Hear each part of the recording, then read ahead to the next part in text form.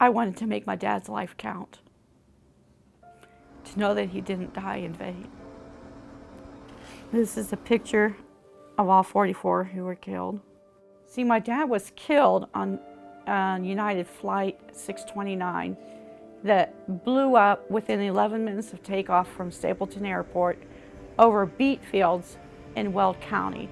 And the tail was over here in one corner of the field, and the nose was like 1.5 miles apart in the other, and there were victims all over, debris all over. The engines of the plane, the impact was so strong, the engines formed a crater about 16 feet deep, and someone somewhere found my dad, because my dad was a passenger on that flight. He was 31 years old. Left my mother, who was pregnant with me, so I wasn't born yet, and with my younger sister at 15 months old. But someone found him, covered him, and then stayed by him to make sure that looters, because looters were coming on board to loot the bodies, and it was just a huge mayhem that went on in that field that night and for the days that followed. And debris, I understand, flew like 6 miles, beyond 6 miles. The mail was strewn all over the place. It was such a major catastrophe. And as I wrote that chapter in my book,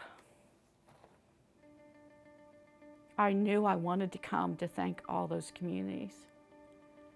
There's no memorial, no plaque, no roadside marker, no nothing. I assumed my dad was one of the early ones to be identified because he was a veteran in World War II, and they already had his fingerprints. I began really wanting to come out and to visit those beet fields.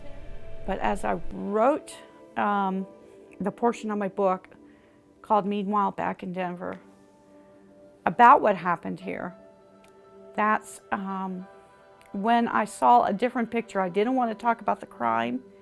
I didn't want to talk about the criminal. I didn't want to talk about the court case. All the time when there's a national tragedy like this, the focus is always on the criminal, always on the crime, and nothing on the families that are left to pick up with the pieces. And I saw the American spirit like I've never seen before.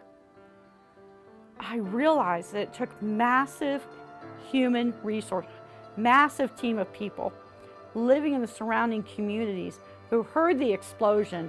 Their houses shook. You know, they saw the ball of fire up in the sky. And many of them, like Conrad Hopp, he and his wife were first on the field to discover such mayhem. And they began covering up the bodies as they found them.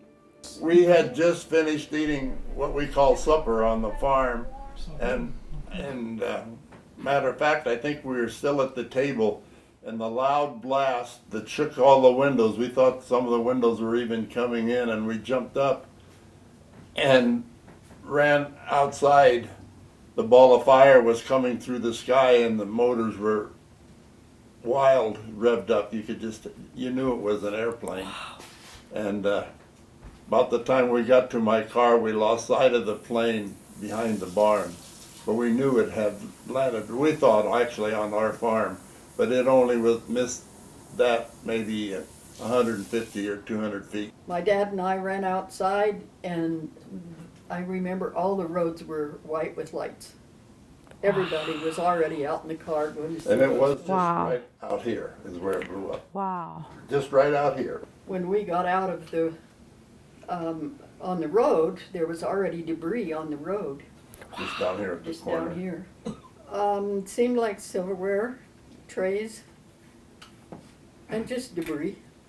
And this was a 160-acre farm where the bodies were on, and to cross those ditches, a 2-ton truck would do it, but a car, a small vehicle would get stuck. This was where I lived.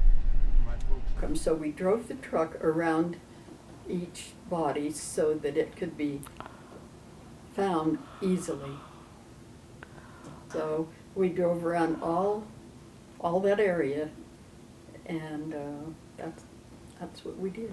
so that we could drive around and then signal once we went around so someone could say by the body, and then we would look for another one. And I think that was about 4 o'clock in the morning when I finally took her back here, because she lived right here next door where we're at now, because she had to go to school. But I don't think that I probably went to bed for 2 days, because we were busy even the next day still looking for bodies. We didn't find them all that night. Wow. And finding a body was really fairly simple, but later on to try to pick that body up and put it in a body bag is that was the tough part.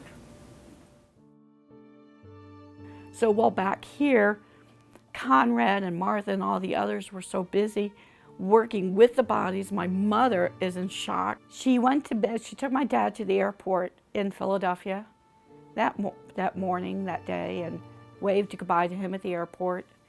And she said that she was very uneasy with him going on this trip. Something was gnawing in her spirit. But she went on home. She's tired, pregnant with me, and goes to bed early. So she didn't listen to the nightly news like she normally would have. She went on to bed. And it wasn't until 11 o'clock p.m. Eastern Standard Time, 9 p.m. here, 2 hours after the plane explosion, that she hears pebbles thrown at her bedroom window. And she looked out the window going, what in the world's going on? And down stood her OBGYN, her pastor, and my dad's best friend. Those 3 men knew each other, heard the news, contacted each other, and came to tell my mother the news. And at the time that she let them in the door, the front door, ran downstairs to go, what in the world's going on? She hears her phone ring, and it's her sister in Tennessee, because now the nation knew what had happened. And her sister heard the news, and then she told me, she says, Marian, I just ran upstairs, it was a 2-story home, ran upstairs, picked up your sister, she's 15 months old, and I screamed, gut level screams over and over and over again. That's what happened that night. These here, my mom brings these out, and they still have the FBI tags on them. My dad's cufflinks. I just felt I had a bit of my dad with me. Huge thing, I just cherish these, his watch he wore. And I'm thanking God that he was not looted, that we actually have these. I wasn't born yet. I was 6 months. My mother was 6 months pregnant with me, and I came prematurely at the end of December due to her distress, her trauma. I had a great sense of loss of something I never had, which even made the loss even greater. The what-ifs, the could-haves, the should-haves. I didn't hear his voice, didn't feel his touch. I didn't know him, and I wanted to be held by Dad, and I couldn't be. So it was a deeper, strangely, a deeper kind of loss at what I lacked in life growing up, was knowing him and having him around. And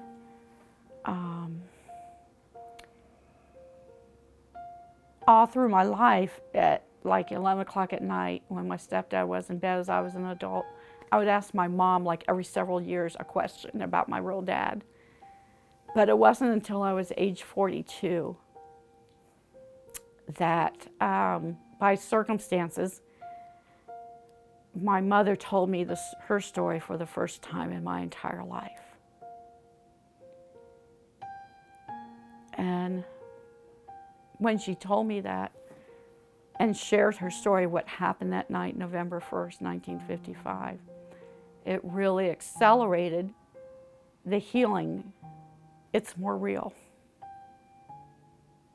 It's more real. There was real tragedy here. My mother lost the love of her life. Her whole life, what got shattered, changed instantly overnight. She was traumatized, which affected me growing up.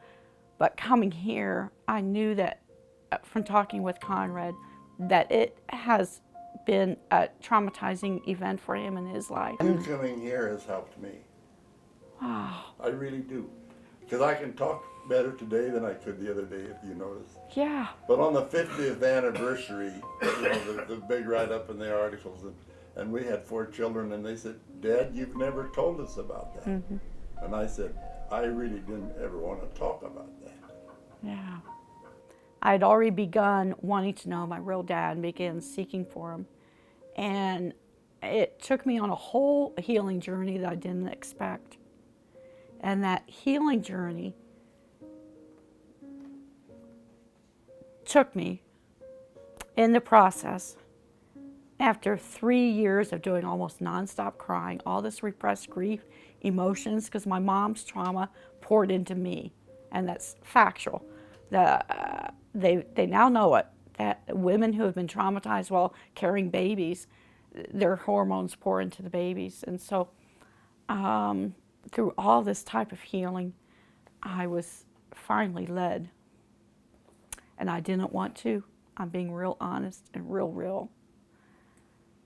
But I knew I couldn't be totally free until I forgave the man who killed my dad. I couldn't say his name until then. I didn't care who he was. I didn't even want to read about the court case. So it was very heart-wrenching. And it was by the grace of God that I could forgive him, because I didn't want to. That repressed anger, hate, bitterness, everything surfaced. The deep longings, deep grief. I was a basket case. I'll just be honest. I was a basket case, and I had no idea the impact that this one evil act had on my life, on my mother's life. But in 2018, I realized it was time to write my story. And as I wrote my story called Finding My Father, Beyond Tragedy Through Trauma and Into Freedom, I wrote it from the perspective of my dad. I found real peace. And that's why I can be here today to tell a story. That's why I could write my book. That's why I couldn't have done it before. I wanted to help other people going through tragedy. And, tragedy is all relative. It's like what's tragic to one person is different for another person. So I know locally here you have the Aurora, you have Columbine, you have all kinds of things in the history in this area. But tragedy is tragedy and pain is pain. So I wrote the book so that people could perhaps find their own healing, their own hope, and their own inspiration, that they too will make it. So it's forgotten. You coming here has helped me. Wow. I really do. Because I can talk better today than I could the other day, if you notice. Yeah. But on the 50th anniversary, the big write-up in the articles, and we had 4 children, and they said, Dad, you've never told us about that. Mm-hmm. And I said, I really didn't ever want to talk about that. Yeah. In your imagination, maybe you think about what your conversation would go like if he could just walk into the room. Like, what would the first conversation be? What would you want to talk to him about? What would you ask him? I think I would hug him and cry. If he were to walk through the door right,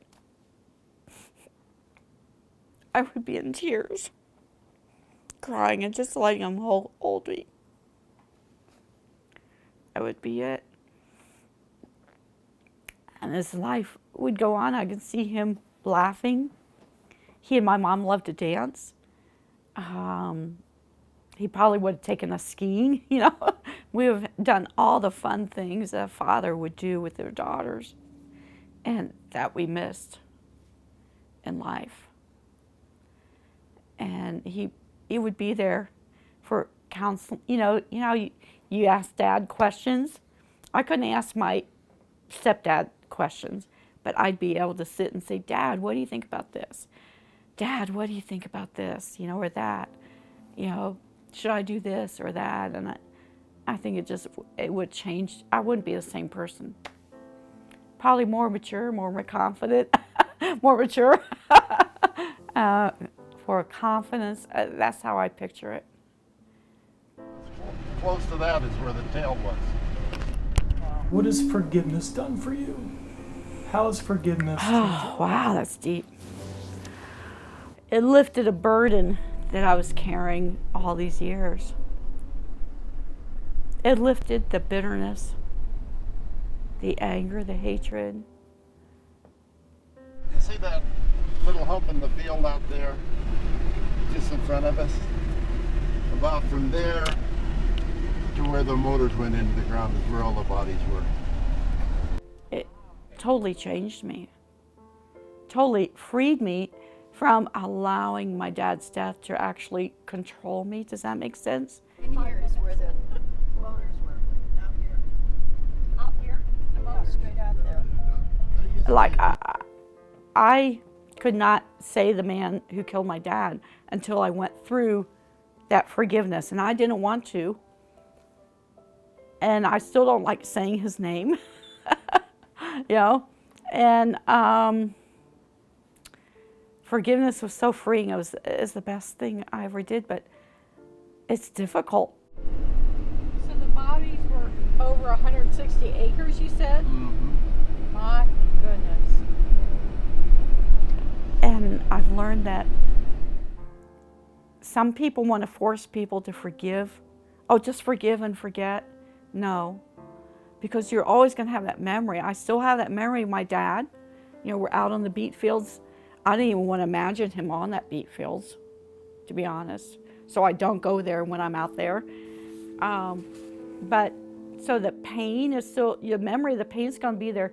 But how I'm able to share about it has changed.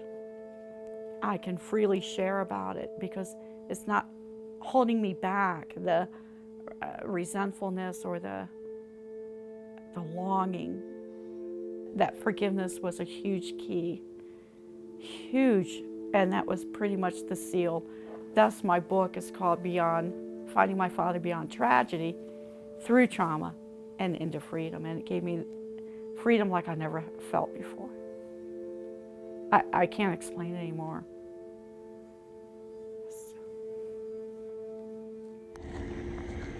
I'm just now thinking that Dad, I'll be back.